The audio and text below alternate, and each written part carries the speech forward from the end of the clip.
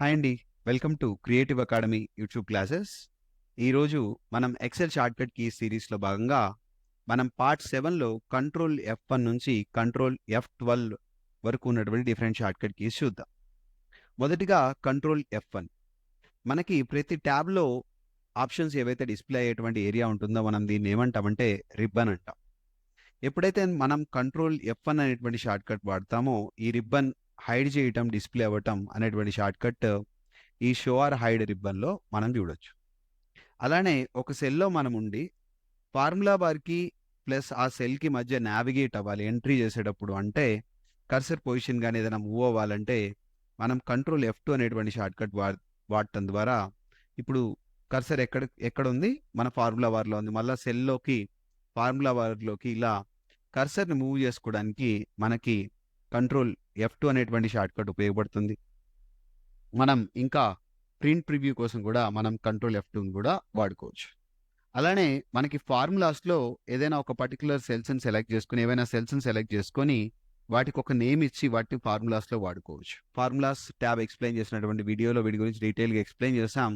ఒకసారి చూడొచ్చు. ఏదైతే ఒక సెల్స్‌ని సెలెక్ట్ చేసుకొని, దానికి ఆ సెల్స్ వరకు ఒక నేమ్ ఇచ్చుకోవడాన్ని ఏమంటామంటే డిఫైన్ నేమ్ అంటాం. దానికి షార్ట్‌కట్ ఏముంది మనకి కంట్రోల్ F3 అనేటువంటి షార్ట్‌కట్ వాడటం ద్వారా మనం ఏదైతే సెల్ ఉంటుందో దానికి కొత్త పేరు ఏదైతే పేరు ఉంటుందో దానికి నేనేమి ఇచ్చుకుంటున్నాను 3 వాల్యూస్ అని జస్ట్ ఊరక నేమ్ ఇచ్చేసాను 3 వాల్యూస్. ఓకే. స్పేస్ అనేది ఇవ్వకూడదు. సో అది ఎర్రర్ చూపిస్తుంది. సో నేను 3 వాల్యూస్ ఇచ్చాను. ఓకే.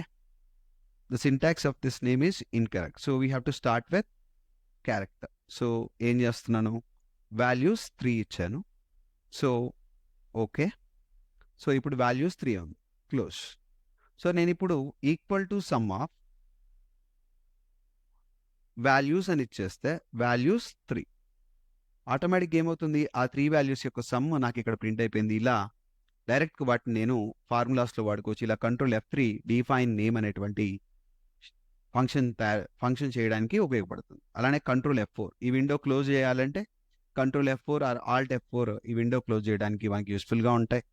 అలానే control F5 restore window size. ఇప్పుడు ఇది ఏ సైజ్‌లో ఉంది? మాక్సిమైజ్‌లో ఉంది.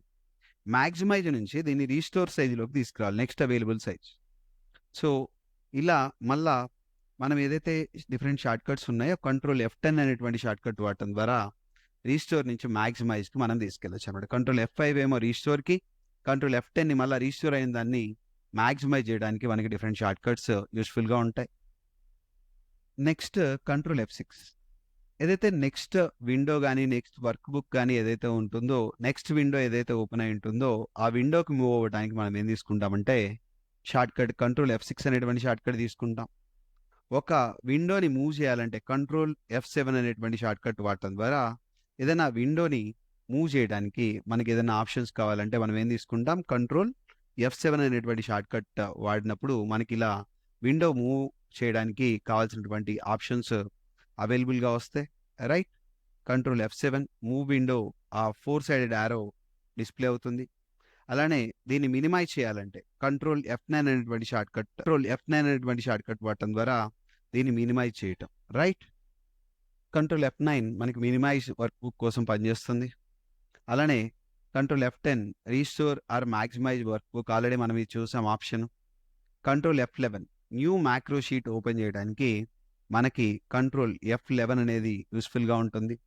మ్యాక్రో బేస్డ్ షీట్ ఏదైనా ఓపెన్ చేసుకోవాలంటే మనం ఏం తీసుకుంటామంటే